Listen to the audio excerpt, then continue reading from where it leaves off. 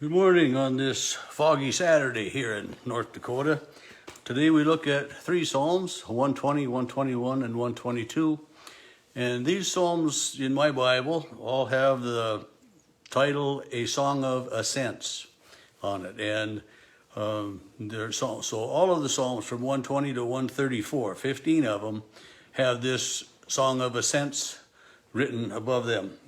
These songs are traveling songs that they would sing as they were traveling, especially as they were traveling to Jerusalem and through the hills. I mean, the hills were places where there would be ambushes. And you remember the parable of the Good Samaritan. Jesus says a certain person was traveling on the road from Jerusalem to Jericho, and this was an extremely dangerous road with hills and places for ambush. And so they would sing these psalms, songs of praise, asking for help and guidance as they were traveling. They might be called songs of steps, songs of worship, pilgrim songs. They have a lot of different titles that they can be called. And I mentioned, the Good Samaritan on the Jericho road, and there's a song, on the Jericho road. Some of you may have heard it. It's not a very well-known religious song, Christian song, but it talks about our struggles in life and laying them upon Jesus. And so these songs of ascents are songs where they cry out to God, reach out to God for help. And that Psalm 120 starts, "In my distress I cry to the Lord that he may answer me. Deliver me, O Lord, from a lying lips and deceitful tongue." And then it's, verse 5, "Woe is me that I am an alien in Meshech, that I must live among the tents of Kedar." And these are both remote regions, quite distant from Jerusalem. And so these people had a long distance to travel to go to Jerusalem. And especially the male Jews were expected at least one time in their lives to journey to Jerusalem for the Passover, for different festivals. And so it was a long way. In verse 6, "Too long I've had my dwelling among people who hate peace." And then verse 7 ends, I am for peace, but when I speak, they are for war." And so it's a psalm crying out to God, for help in the distant travel, for living in this foreign land, living in a place where this person would desire peace, but is finding none. Psalm 121, again, is I lift my eyes to the hills, from where does my help come? My help comes from the Lord who made the heavens and the earth. And so it's a song as they were traveling, they were lifting their eyes to the hills, but also there might be a little bit of a subtle meaning of, the hills were places where the kings in the Old Testament would go. They would have their false idols there, and they would go worship on the hills to where the idols were. And so maybe the psalmist is saying, I lift my eyes to the hills. From where does my help come? My help comes from the Lord, not from the false idols on the hills, but my help comes from the Lord. And we remember that God called Moses up on the mountain to give him the 10 Commandments and to speak, words of the law and different things to Moses that way. And Jesus would sometimes go up onto a hill to pray, and we have the Mount of Transfiguration. The high places were often looked at as places of worship, not only pagan worship, but also Christian worship, Jewish worship, in so many ways. Verse 4 of Psalm 121, "He who keeps Israel will neither slumber nor sleep." Verse 5, "The Lord is your keeper. He's your shade at your right hand." This is a psalm that, I've read.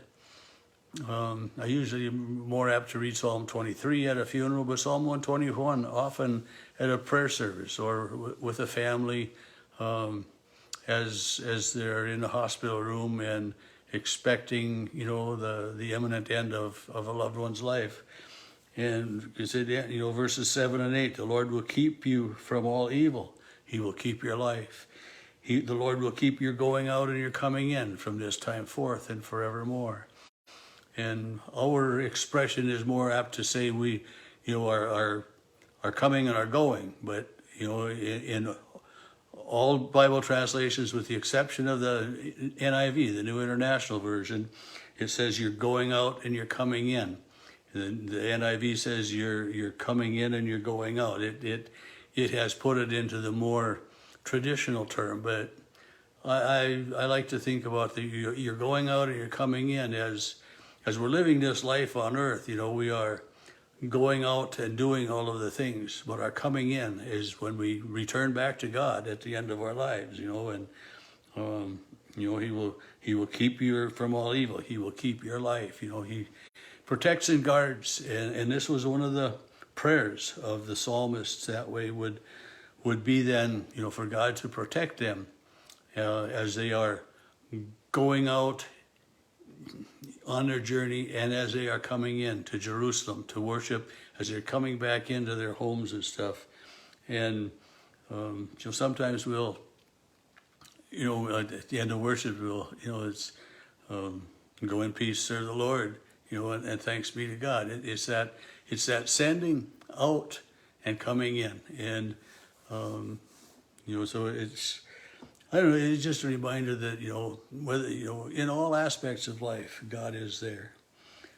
Psalm 122 is a psalm, well, I was glad when they said to me, let us go to the house of the Lord. Our feet are standing within your gates, O Jerusalem. We have arrived. We are here. We are safe. Our journey for now is over. We have arrived at our destination. And so, I have that first verse underlined. I was glad when they said to me, let us go to the house of the Lord. Let us gather to pray. Let's, where do you worship? And, it's not a real common conversation that we have with people, especially, somebody maybe that we're just meeting, where do you go to church? Do you believe in God? Do you worship? What do you do on Sunday morning? Or better yet, to invite someone to come to worship. I was glad when they said to me, let us go to the house of the Lord. So these pilgrims have made their journey, and it's, we have arrived. So let's go to the temple. Let's worship God. This is what we are here, and we are where we are supposed to be. Verse 3, Jerusalem, built as a city that is firmly bound together. To it the tribes go up of the Lord, for he has decreed Israel to give thanks to the name of the Lord. And then verse 6, pray for the peace of Jerusalem. May they prosper who love you. And,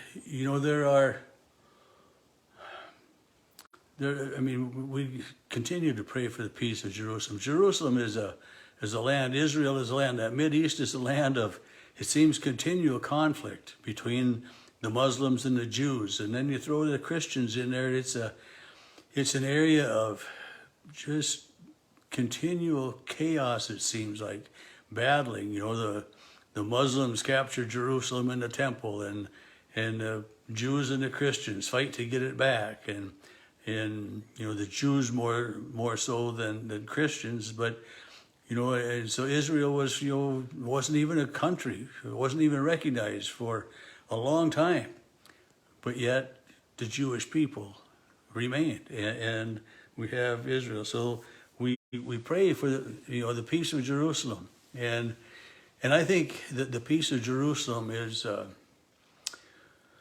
it's a picture of of all people getting together and getting along together. Muslims and Jews and Christians, put our differences aside, and it's let there be peace on earth, and let it begin with me. I love that song, and it does. It needs to begin with each individual. But we pray for the peace of Jerusalem. We pray for peace among people. We pray for people that have conflict with each other, and it's easy to say that they have conflict over there in Jerusalem, but